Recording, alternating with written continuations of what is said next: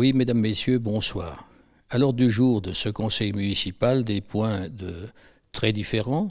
Nous avons reçu le président, le gérant de la société VTN qui veut s'établir à Cluses. Bon, je pense que c'est une bonne chose, sous réserve d'approfondissement pour le tissu économique. Après, cela ne peut que renforcer le tissu économique qui est un peu défaillant parfois. Concernant les budgets supplémentaires, bon, il n'y avait pas de remarques particulières, bon, si ce n'est qu'il faut rentrer beaucoup plus dans les détails, et nous avons préféré nous abstenir sur un certain nombre de budgets, et voter pour, bien sûr, lorsqu'il n'y avait pas de raison d'aller contre. Après la création d'une ligne de trésorerie pour le CCAS, de façon à lui permettre d'honorer ses obligations, bon, est une bonne chose. Mais j'ai insisté sur le fait qu'il faut que la facturation ne soit pas différée, ne soit pas trop tardive, et pour éviter les décalages du versement des prestataires. Le marché, on en a parlé au niveau de la commission extramunicipale marché, où tous les groupes ne participent pas, c'est bien dommage. Mais je dirais que je soutiendrai toute initiative visant à remettre le marché au centre de la ville, alors qu'il dépérit ailleurs. Disons, je l'ai dit à maintes reprises, si cela se fait, cela sera très bien. Alors après, concernant les modifications, tableaux d'effectifs, régime indemnitaire, régime indemnitaire commun, ville CCAS, ça c'est bien, mais souvent on ne voit pas à quoi les primes correspondent, et je dirais c'est très flou. C'est sur avis d'une commission technique paritaire à laquelle, disons, tous les groupes ne participent pas. Donc là, il vaut mieux préférer s'abstenir que de voter n'importe quoi, sans toutefois, disons, vouloir casser la dynamique existante. Alors, je dirais que sur d'autres, il y a eu bien sûr des points très divers, l'aménagement du temps scolaire. Bon, là, je dirais que la commune doit s'adapter, disons, à ces modifications. C'est pas parfait, il faut le faire. Il faut quand même penser qu'une partie reste à la charge des familles, notamment de parents célibataires salariés.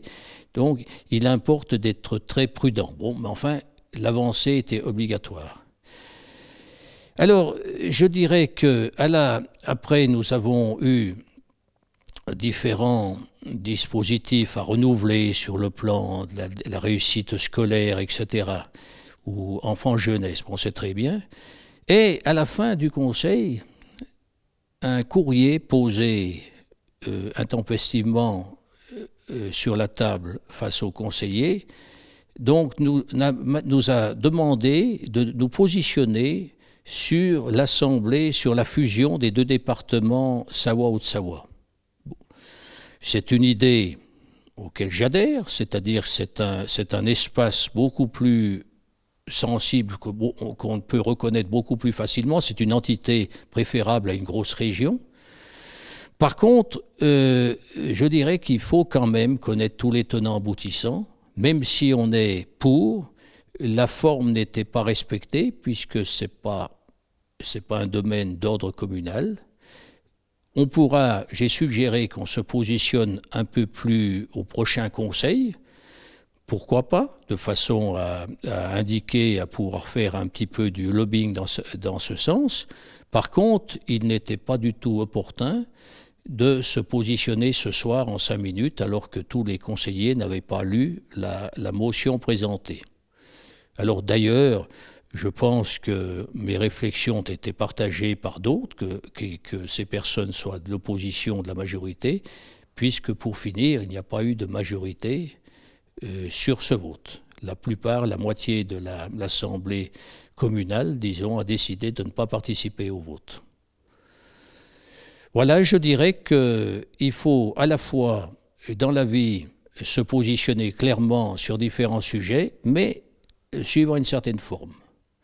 Et qu'une assemblée ne soit pas une simple assemblée de godillots, même si l'objectif peut être bon, il faut quand même lire, comprendre, lorsqu'on ne comprend pas bien, poser des questions, et ensuite exprimer sa position très clairement. Voilà, mesdames, messieurs, merci de votre attention et bonnes vacances. Nous nous reverrons probablement à la rentrée.